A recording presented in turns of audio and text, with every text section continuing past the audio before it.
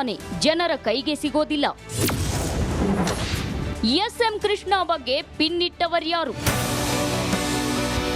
ಅದು 1999ರ ಫೆಬ್ರವರಿ ತಿಂಗಳು. ಎಸ್.ಎಂ. ಕೃಷ್ಣ ಬಗ್ಗೆ ಅದ್ಯಾರೋ ಸೋನಿಯಾ ಗಾಂಧಿಗೆ ಕಿವಿ ತುಂಬಿದ್ರು. ಅದಾದ 15 ದಿನಗಳ ಬಳಿಕ ಸೋನಿಯಾ ಗಾಂಧಿಯವರನ್ನ ಕೃಷ್ಣ ಭೇಟಿ ಮಾಡಿದ್ರು. ಮೇಡಂ, ಕೆಲವರು ನನ್ನ ಬಗ್ಗೆ ಅಪಪ್ರಚಾರ ಮಾಡಿರಬಹುದು. ನಾನು ಟೆನ್ನಿಸ್ ಆಡ್ತೇನೆ, ಸಾಮಾನ್ಯ ಜನರ ಕೈಗೆ ಸಿಗೋದಿಲ್ಲ, ವೈಟ್ ಕಾಲರ್ ರಾಜಕಾರಣಿ ಎಂದೆಲ್ಲ ಹೇಳಿರಬಹುದು. ಹೌದು, ಕಳೆದ 30 ವರ್ಷಗಳಿಂದ ಟೆನ್ನಿಸ್ ಆಡ್ತಿದ್ದೇನೆ. ಆದ್ರೆ ಜನರಿಗೆ ಸಿಗೋದಿಲ್ಲ ಅನ್ನೋದೆಲ್ಲ ಸುಳ್ಳು ಅಂತ ಹೇಳಿ ಬಂದಿದ್ರಂತೆ. ಕೆಲ ದಿನಗಳ ಬಳಿಕ ದಿಲ್ಲಿಯಿಂದ ದೂರವಾಣಿ ಕರೆ ಬಂತು. ಕೃಷ್ಣ, ನಾನು ನಿಮ್ಮನ್ನ ಕೆಪಿಸಿಸಿ ಅಧ್ಯಕ್ಷರನ್ನಾಗಿ ಮಾಡುತ್ತೇವೆ ಅಂತ ಅದೇ ಸೋನಿಯಾ ಗಾಂಧಿ ಹೇಳಿದ್ರಂತೆ. ಕಾಂಗ್ರೆಸ್ ಸೇರ ಬಯಸಿದ್ರಂತೆ ದೇವೇಗೌಡ. 80ರ ದಶಕದಲ್ಲಿ ಎಚ್.ಡಿ. ದೇವೇಗೌಡರು ಮತ್ತು ಎಸ್.ಆರ್. ಬೊಮ್ಮಾಯಿ ಕಾಂಗ್ರೆಸ್ ಸೇರಲು ಮುಂದಾಗಿದ್ರು. ಕೇಂದ್ರದಲ್ಲಿ ಚರಣ್ ಸಿಂಗ್ ರಾಜೀನಾಮೆ ನೀಡಿದ್ದಕ್ಕೆ ಹತಾಶೆಗೊಂಡು ಕಾಂಗ್ರೆಸ್ ಸೇರಲು ಮುಂದಾಗಿದ್ರು ಎಂದು ಕೃಷ್ಣ ಹೇಳಿದ್ದಾರೆ. ಮೊದಲು ಅನರ್ಹ, ಆಮೇಲೆ ಅರ್ಹ ಶಾಸಕ. 1962ರಲ್ಲಿ ಪಕ್ಷೇತರನಾಗಿ ನಿಂತು ಕಾಂಗ್ರೆಸ್ನ ಪ್ರಭಾವಿ ನಾಯಕ ವೀರಣ್ಣಗೌಡ್ರನ್ನ ಸೋಲಿಸಿದ್ರು ಎಸ್.ಎಂ. ಕೃಷ್ಣ. ಆದ್ರೆ ನಾಟಕ ನೋಡಿ ದುಡ್ಡು ಕೊಟ್ಟಿದ್ದಕ್ಕೆ ಶಾಸಕತ್ವ ರದ್ದುಪಡಿಸಬೇಕು ಎಂದು ಅಪೀಲು ಹಾಕಲಾಯಿತು. ಕೃಷ್ಣರ ಮದ್ದೂರು ಶಾಸಕ ಸ್ಥಾನ ಅಸಿಂಧುವಾಯಿತು. 6 ವರ್ಷ ಚುನಾವಣೆಗೆ ನಿಲ್ಲುವಂತಿಲ್ಲ ಎಂಬ ತೀರ್ಪು ಬಂತು. ಆದ್ರೆ ಎಸ್.ಎಂ. ಕೃಷ್ಣ ಹೈಕೋರ್ಟ್ಗೆ ಹೋದ್ರು. ವಾದ ಪ್ರತಿವಾದಗಳ ಬಳಿಕ ಹೈಕೋರ್ಟ್ನಲ್ಲಿ ಕೃಷ್ಣ ಆಯ್ಕೆ ಸಿಂಧು ಎಂದಾಯಿತು. ವಿಧಾನಸೌಧದ ಸುತ್ತ ಬೇಲಿ ಹಾಕಿದ್ರ ಹಿಂದೊಂದು ಕಥೆ ಇದೆ. 1994ರಲ್ಲಿ ಜನತಾದಳ ಅಧಿಕಾರಕ್ಕೆ ಬಂತು. ಸಿಎಂ ಆಯ್ಕೆ ವಿಚಾರದಲ್ಲಿ ಘರ್ಷಣೆಯಾಯಿತು. ದೇವೇಗೌಡರು ಸಿಎಂ ಆಗೋದನ್ನ ರಾಮಕೃಷ್ಣ ಹೆಗಡೆ ತಡೆಯುತ್ತಿದ್ದಾರೆ ಎಂದು ಕೆಲವರು ಭಾವಿಸಿದ್ರು. ವಿಧಾನಸೌಧದಲ್ಲಿ ಹೆಗಡೆ, ಎಂಪಿ ಪ್ರಕಾಶ್, ಆರ್.ವಿ. ದೇಶಪಾಂಡೆ ಮೇಲೆ ದಾಳಿ ಮಾಡಿದ್ರು. ಹೆಗಡೆಯವರ ಅಂಗಿ ಹರಿದ್ರು. ಅದನ್ನೆಲ್ಲ ನೋಡಿದ್ದ ಕೃಷ್ಣ 1999ರಲ್ಲಿ ವಿಧಾನಸೌಧ ಸೇರಿ ಹಲವು ಕಚೇರಿಗಳಿಗೆ ಬೇಲಿ ಹಾಕಿಸಿದ್ರು.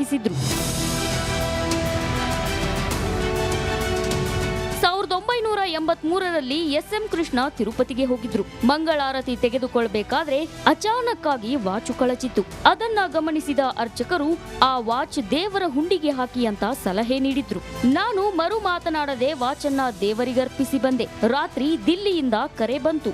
ಮರುದಿನ ದಿಲ್ಲಿಗೆ ಹೋದಾಗ ಕೇಂದ್ರದ ಕೈಗಾರಿಕಾ ಮಂತ್ರಿಯಾಗಿ ಆಯ್ಕೆಯಾದೆ. ಇದೇ ತಿರುಪತಿ ಸನ್ನಿಧಿಯ ಪವಾಡ ಅಂತ ಎಸ್.ಎಂ. ಕೃಷ್ಣ ಹೇಳಿದ್ದಾರೆ. News desk, Republic Kannada.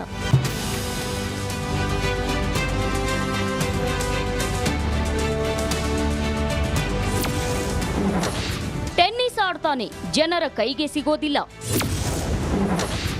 SM. Krishna ಬಗ್ಗೆ ಪಿನ್ನಿಟ್ಟವರ್ಯಾರು? ಅದು 1999ರ ಫೆಬ್ರವರಿ ತಿಂಗಳು. ಎಸ್.ಎಂ. ಕೃಷ್ಣ ಬಗ್ಗೆ ಅದ್ಯಾರೋ ಸೋನಿಯಾ ಗಾಂಧಿಗೆ ಕಿವಿ ತುಂಬಿದ್ರು. ಅದಾದ 15 ದಿನಗಳ ಬಳಿಕ ಸೋನಿಯಾ ಗಾಂಧಿಯವರನ್ನ ಕೃಷ್ಣ ಭೇಟಿ ಮಾಡಿದ್ರು. ಮೇಡಂ, ಕೆಲವರು ನನ್ನ ಬಗ್ಗೆ ಅಪಪ್ರಚಾರ ಮಾಡಿರಬಹುದು. ನಾನು ಟೆನ್ನಿಸ್ ಆಡ್ತೇನೆ, ಸಾಮಾನ್ಯ ಜನರ ಕೈಗೆ ಸಿಗೋದಿಲ್ಲ, ವೈಟ್ ಕಾಲರ್ ರಾಜಕಾರಣಿ ಎಂದೆಲ್ಲ ಹೇಳಿರಬಹುದು. ಹೌದು, ಕಳೆದ 30 ವರ್ಷಗಳಿಂದ ಟೆನ್ನಿಸ್ ಆಡ್ತಿದ್ದೇನೆ. ಆದ್ರೆ ಜನರಿಗೆ ಸಿಗೋದಿಲ್ಲ ಅನ್ನೋದೆಲ್ಲ ಸುಳ್ಳು ಅಂತ ಹೇಳಿ ಬಂದಿದ್ರಂತೆ. ಕೆಲ ದಿನಗಳ ಬಳಿಕ ದಿಲ್ಲಿಯಿಂದ ದೂರವಾಣಿ ಕರೆ ಬಂತು. ಕೃಷ್ಣ, ನಾನು ನಿಮ್ಮನ್ನ ಕೆಪಿಸಿಸಿ ಅಧ್ಯಕ್ಷರನ್ನಾಗಿ ಮಾಡುತ್ತೇವೆ ಅಂತ ಅದೇ ಸೋನಿಯಾ ಗಾಂಧಿ ಹೇಳಿದ್ರಂತೆ. ಕಾಂಗ್ರೆಸ್ ಸೇರ ಬಯಸಿದ್ರಂತೆ ದೇವೇಗೌಡ. 80ರ ದಶಕದಲ್ಲಿ ಎಚ್.ಡಿ. ದೇವೇಗೌಡರು ಮತ್ತು ಎಸ್.ಆರ್. ಬೊಮ್ಮಾಯಿ ಕಾಂಗ್ರೆಸ್ ಸೇರಲು ಮುಂದಾಗಿದ್ರು. ಕೇಂದ್ರದಲ್ಲಿ ಚರಣ್ ಸಿಂಗ್ ರಾಜೀನಾಮೆ ನೀಡಿದ್ದಕ್ಕೆ ಹತಾಶೆಗೊಂಡು ಕಾಂಗ್ರೆಸ್ ಸೇರಲು ಮುಂದಾಗಿದ್ರು ಎಂದು ಕೃಷ್ಣ ಹೇಳಿದ್ದಾರೆ. ಮೊದಲು ಅನರ್ಹ, ಆಮೇಲೆ ಅರ್ಹ ಶಾಸಕ. 1962ರಲ್ಲಿ ಪಕ್ಷೇತರನಾಗಿ ನಿಂತು ಕಾಂಗ್ರೆಸ್ನ ಪ್ರಭಾವಿ ನಾಯಕ ವೀರಣ್ಣಗೌಡ್ರನ್ನ ಸೋಲಿಸಿದ್ರು ಎಸ್.ಎಂ. ಕೃಷ್ಣ. ಆದ್ರೆ ನಾಟಕ ನೋಡಿ ದುಡ್ಡು ಕೊಟ್ಟಿದ್ದಕ್ಕೆ ಶಾಸಕತ್ವ ರದ್ದುಪಡಿಸಬೇಕು ಎಂದು ಅಪೀಲು ಹಾಕಲಾಯಿತು. ಕೃಷ್ಣರ ಮದ್ದೂರು ಶಾಸಕ ಸ್ಥಾನ ಅಸಿಂಧುವಾಯಿತು. 6 ವರ್ಷ ಚುನಾವಣೆಗೆ ನಿಲ್ಲುವಂತಿಲ್ಲ ಎಂಬ ತೀರ್ಪು ಬಂತು. ಆದ್ರೆ ಎಸ್.ಎಂ. ಕೃಷ್ಣ ಹೈಕೋರ್ಟ್ಗೆ ಹೋದ್ರು. ವಾದ ಪ್ರತಿವಾದಗಳ ಬಳಿಕ ಹೈಕೋರ್ಟ್ನಲ್ಲಿ ಕೃಷ್ಣ ಆಯ್ಕೆ ಸಿಂಧು ಎಂದಾಯಿತು. ವಿಧಾನಸೌಧ ವಿಧಾನಸೌಧದ ಸುತ್ತ ಬೇಲಿ ಹಾಕಿದ್ರ ಹಿಂದೊಂದು ಕಥೆ ಇದೆ. 1994ರಲ್ಲಿ ಜನತಾದಳ ಅಧಿಕಾರಕ್ಕೆ ಬಂತು. ಸಿಎಂ ಆಯ್ಕೆ ವಿಚಾರದಲ್ಲಿ ಘರ್ಷಣೆಯಾಯಿತು.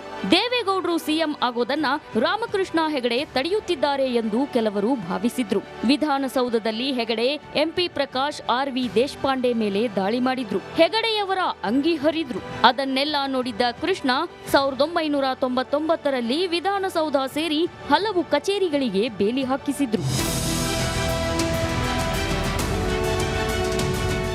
1983ರಲ್ಲಿ ಎಸ್.ಎಂ. ಕೃಷ್ಣ ತಿರುಪತಿಗೆ ಹೋಗಿದ್ರು. ಮಂಗಳಾರತಿ ತೆಗೆದುಕೊಳ್ಳಬೇಕಾದ್ರೆ ಅಚಾನಕ್ ಆಗಿ ವಾಚು ಕಳಚಿತ್ತು. ಅದನ್ನ ಗಮನಿಸಿದ ಅರ್ಚಕರು ಆ ವಾಚ್ ದೇವರ ಹುಂಡಿಗೆ ಹಾಕಿ ಅಂತ ಸಲಹೆ ನೀಡಿದ್ರು. ನಾನು ಮರು ಮಾತನಾಡದೆ ವಾಚನ್ನ ದೇವರಿಗರ್ಪಿಸಿ ಬಂದೆ. ರಾತ್ರಿ ದಿಲ್ಲಿಯಿಂದ ಕರೆ ಬಂತು. ಮರುದಿನ ದಿಲ್ಲಿಗೆ ಹೋದಾಗ ಕೇಂದ್ರದ ಕೈಗಾರಿಕಾ ಮಂತ್ರಿಯಾಗಿ ಆಯ್ಕೆಯಾದೆ. ಇದೇ ತಿರುಪತಿ ಸನ್ನಿಧಿಯ ಪವಾಡ ಅಂತ ಎಸ್.ಎಂ. ಕೃಷ್ಣ ಹೇಳಿದ್ದಾರೆ. News desk, Republic Kannada.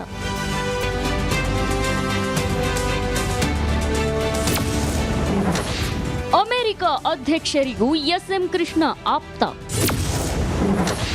Kennedy ಪರ ಪ್ರಚಾರ ಮಾಡಿದ್ಯಾಕೆ ಕೃಷ್ಣ? ರಾಜಕಾರಣದ ಹಿನ್ನೆಲೆ ಕುಟುಂಬದಿಂದ ಬಂದು ಪ್ರಬುದ್ಧತೆ ಮೈಗೂಡಿಸಿಕೊಂಡು ಜನನಾಯಕನಾಗಿ ಯಶಸ್ವಿ ರಾಜಕಾರಣಿಯಾಗಿ ಸ್ವಂತ ಪರಿಶ್ರಮದಿಂದ ಬೆಳೆದು ರಾಜಕೀಯದಲ್ಲಿ ಉನ್ನತ ಸ್ಥಾನಗಳನ್ನ ಅಲಂಕರಿಸಿದವರು S M. Krishna. S M. Krishna America ಅನುಭವ.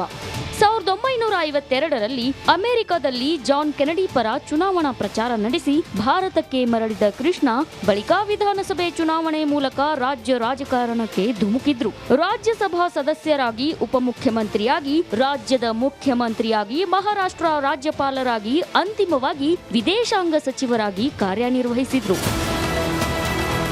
ಎಸ್.ಎಂ. ಕೃಷ್ಣ ತಂದೆ 56ನೇ ವರ್ಷವಿದ್ದಾಗಲೇ 1952ರಲ್ಲಿ ಮೃತಪಟ್ಟರು. ಅದೇ ವೇಳೆ ಕೃಷ್ಣ ಅಮೆರಿಕದಲ್ಲಿ ಶೈಕ್ಷಣಿಕ ಸ್ಕಾಲರ್ಶಿಪ್ ಪಡೆದು 3 ವರ್ಷ ಕಳೆದ್ರು. ಕೃಷ್ಣ ಅಮೆರಿಕಕ್ಕೆ ತೆರಳಿದಾಗ ಅಧ್ಯಕ್ಷೀಯ ಚುನಾವಣೆ ಆರಂಭವಾಗಬೇಕಿತ್ತು. ಜಾನ್ ಎಫ್ ಕೆನಡಿ ಚುನಾವಣೆಗೆ ನಿಂತಿದ್ರು. ವಾಷಿಂಗ್ಟನ್ ಡಿಸಿಯಲ್ಲಿ ಕೆನಡಿ ಕೈ ಕುಲುಕುವ ಅವಕಾಶವೂ ಕೃಷ್ಣಗೆ ಒಲಿದಿತ್ತು.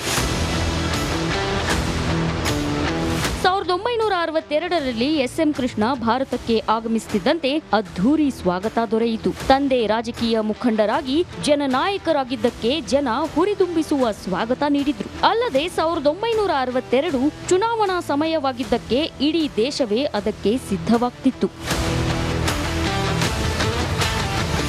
ತಂದೆಯ ಪ್ರಭಾವ ಇದ್ದಿದ್ದಕ್ಕೆ ಜನ ಪ್ರಜಾ ಸೋಷಿಯಲಿಸ್ಟ್ ಪಕ್ಷದಿಂದ ಮದ್ದೂರಿನಿಂದ ನಿಲ್ಲುವಂತೆ ಒತ್ತಾಯಿಸಿದ್ರು. ಆದ್ರೆ ಅಂದು ಎಸ್.ಎಂ. ಕೃಷ್ಣ ಎದುರಾಳಿ ಆಗಿದ್ದು ಯಾರು ಗೊತ್ತಾ? ದೈತ್ಯ ಜನನಾಯಕ ಹಾಗೂ ಮೈಸೂರು ಪ್ರದೇಶ ಕಾಂಗ್ರೆಸ್ ಸಮಿತಿ ಅಧ್ಯಕ್ಷ ಎಚ್. ವೀರಣ್ಣಗೌಡ್ರು. ಆದ್ರೆ ಮದ್ದೂರು ಜನತೆಗೆ ಬದಲಾವಣೆ ಬೇಕಿತ್ತು. 60 ವರ್ಷಗಳ ಹಿಂದೆಯೇ ಚುನಾವಣೆಗೆ ಸ್ಪರ್ಧಿಸಿ ಜನನಾಯಕ ವೀರಣ್ಣಗೌಡ್ರನ್ನ ಭಾರೀ ಅಂತರದಲ್ಲಿ ಸೋಲಿಸಿದ ಎಸ್.ಎಂ. ಕೃಷ್ಣ ಶಾಸನಸಭೆಗೆ ಆಯ್ಕೆಯಾದ್ರು. News desk.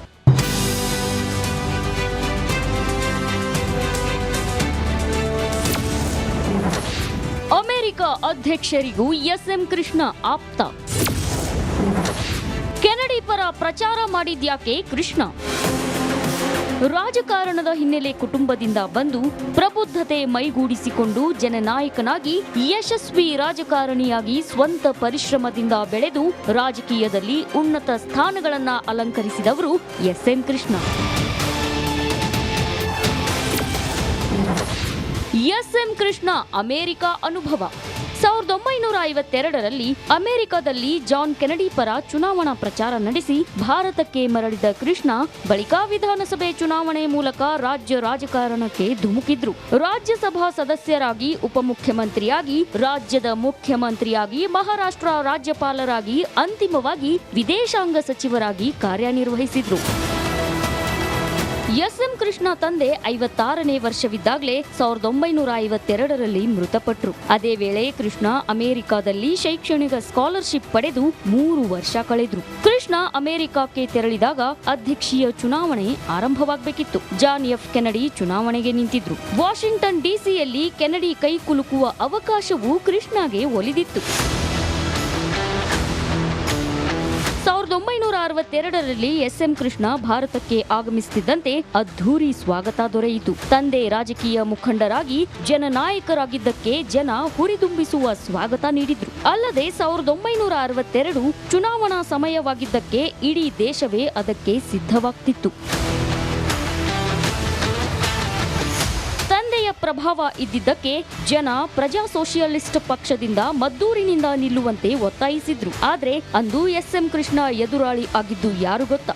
ದೈತ್ಯ ಜನನಾಯಕ ಹಾಗೂ ಮೈಸೂರು ಪ್ರದೇಶ ಕಾಂಗ್ರೆಸ್ ಸಮಿತಿ ಅಧ್ಯಕ್ಷ ಎಚ್ ವೀರಣ್ಣಗೌಡ್ರು. ಆದ್ರೆ ಮದ್ದೂರು ಜನತೆಗೆ ಬದಲಾವಣೆ ಬೇಕಿತ್ತು. 60 ವರ್ಷಗಳ ಹಿಂದೆಯೇ ಚುನಾವಣೆಗೆ ಸ್ಪರ್ಧಿಸಿ ಜನನಾಯಕ ವೀರಣ್ಣಗೌಡ್ರನ್ನ ಭಾರೀ ಅಂತರದಲ್ಲಿ ಸೋಲಿಸಿದ ಎಸ್ಎಂ ಕೃಷ್ಣ ಶಾಸನಸಭೆಗೆ ಆಯ್ಕೆಯಾದ್ರು. News desk, Republic Kannada.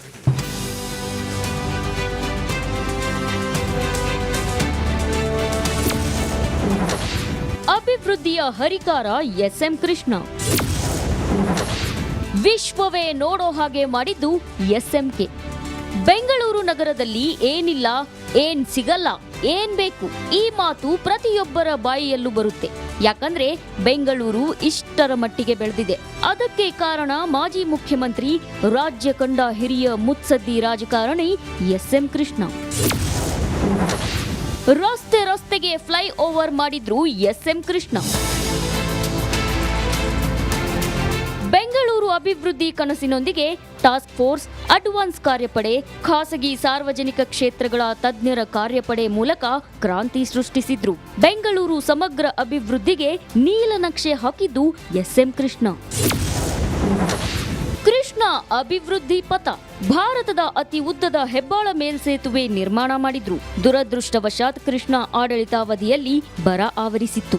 ಆದ್ದರಿಂದ ಮಳೆಗಾಗಿ ಮೋಡ ಬಿತ್ತನೆ ಕಾರ್ಯಕ್ರಮ ರೂಪಿಸಿದ್ರು. ವೀರಪ್ಪನ್ ಜೊತೆ ಸಂಧಾನ ಮಾಡಿ ಡಾಕ್ಟರ್ ರಾಜ್ಕುಮಾರ್ರನ್ನ ಬಿಡುಗಡೆ ಮಾಡಿಕೊಂಡು ಬಂದ್ರು. ಬೆಂಗಳೂರಿಗೆ ವಿಶ್ವದ ಖ್ಯಾತ ಕಂಪನಿಗಳ ಕರೆತರಲು ಶ್ರಮ ವಹಿಸಿದ್ರು. ಆಂಧ್ರದ ಚಂದ್ರಬಾಬು ನಾಯ್ಡು ಜೊತೆ ಜಿದ್ದಿಗೆ ಬಿದ್ರು. ನಾಯ್ಡು ಹಿಮ್ಮೆಟ್ಟಿಸಿ ಬೆಂಗಳೂರಿಗೆ ದೊಡ್ಡ ಕಂಪನಿಗಳನ್ನ ಕರೆತಂದ್ರು. ಬೆಂಗಳೂರಿಗೆ ಸಿಲಿಕಾನ್ ಸಿಟಿ, ಐಟಿ ಕ್ಯಾಪಿಟಲ್ ಗರಿ ಕೊಡಿಸಿದ್ರು. ಬೆಂಗಳೂರಿಗೆ ಅಗತ್ಯ ಮೂಲ ಸೌಕರ್ಯ ಕಲ್ಪಿಸಿದ ಮುತ್ಸದ್ದಿ ಎಸ್ಎಂ ಕೃಷ್ಣ ವಿದ್ಯುತ್ ಕ್ಷೇತ್ರದಲ್ಲೂ ಕ್ರಾಂತಿಕಾರಿ ಬದಲಾವಣೆ ಮಾಡಿದ್ರು. ಎಸ್ಕಾಂಗಳನ್ನ ರಚಿಸಿ ಪರಿಣಾಮಕಾರಿ ನಿರ್ವಹಣೆ ಮಾಡಿದ್ರು. ರಾಜ್ಯದ ವಿದ್ಯುತ್ ಇಲಾಖೆ ವಿಕೇಂದ್ರೀಕರಣ ಮಾಡಿ ಸರಳ ವ್ಯವಸ್ಥೆ ತಂದ್ರು. ಭೂಮಿ ಯೋಜನೆ, ಕೃಷಿ ದಾಖಲೆಗಳ ಡಿಜಿಟಲೀಕರಣ ಮಾಡಿದ್ದು ಅವರೇ. ಎಸ್ಎಂ ಕೃಷ್ಣ ಅವಧಿಯಲ್ಲೇ ದೈತ್ಯ ಕಂಪನಿಗಳು ಹುಟ್ಟಿದ್ವು. ಕರುನಾಡ ಕಂಪನಿಗಳು ದೇಶ ವಿದೇಶದಲ್ಲಿ ಪ್ರಖ್ಯಾತಿ ಪಡೆದವು. ಕೃಷ್ಣ ಅಭಿವೃದ್ಧಿ ಪಥ. ಎಸ್ಎಂ ಕೃಷ್ಣ ಐಟಿ ಸೆಕ್ಟರ್ಗಾಗಿ ಸರಳೀಕೃತ ಕಾರ್ಮಿಕ ನೀತಿ ತಂದ್ರು. ಯಾವುದೇ ಸಮಯದಲ್ಲೂ ನೌಕರರ ನೇಮಕಕ್ಕೆ ಅವಕಾಶ ಮಾಡಿಕೊಟ್ರು. ಮಹಿಳೆಯರಿಗೆ ರಾತ್ರಿ ಪಾಳಿ ಕೆಲಸಕ್ಕೆ ಅವಕಾಶ ನೀಡಿದ್ದಕ್ಕೆ ಕಾರ್ಮಿಕ ಸಂಪನ್ಮೂಲಕ್ಕೆ ಬಲ ಸಿಕ್ತು. ಕರ್ನಾಟಕದ ಸರಳ ನೀತಿಗೆ ವಿದೇಶಿ ಕಂಪನಿಗಳು ಮನಸೋತವು. ಇನ್ಫೋಸಿಸ್ ವಿಶ್ವದ ದೈತ್ಯ ಶಕ್ತಿಯಾಗಿ ಬೆಳೆದು ನಿಂತುಕೊಳ್ತು. ವಿಪ್ರೋ ಸೇರಿದಂತೆ ಅನೇಕ ಕಂಪನಿಗಳ ಉದಯವಾಯಿತು. ಇದೆಲ್ಲದರ ಪರಿಣಾಮ ಬೆಂಗಳೂರಿನ ಜಿಡಿಪಿ ಬೆಳವಣಿಗೆಯೂ ಹೆಚ್ಚಾಯಿತು. 1993ರಿಂದ 2004ರ ಅವಧಿಯಲ್ಲಿ ಬೆಂಗಳೂರು ಜಿಡಿಪಿ 20.76ಕ್ಕೆ ಏರಿಕೆ ಕಂಡಿತ್ತು. ಎಸ್ಎಂ ಕೃಷ್ಣ ಒಂದು ಆತ್ಮಕಥೆ ಬರೆದಿದ್ದಾರೆ. ಅದರಲ್ಲಿ ಅಚ್ಚರಿಯಲ್ಲೇ ಅಚ್ಚರಿಯ ಅಂಶಗಳಿವೆ. ಅವುಗಳನ್ನ ನಾಳೆ ನಿಮ್ಮ ಮುಂದಿಡ್ತೀವಿ, ಮಿಸ್ ಮಾಡಬೇಡಿ. News desk, Republic Kannada.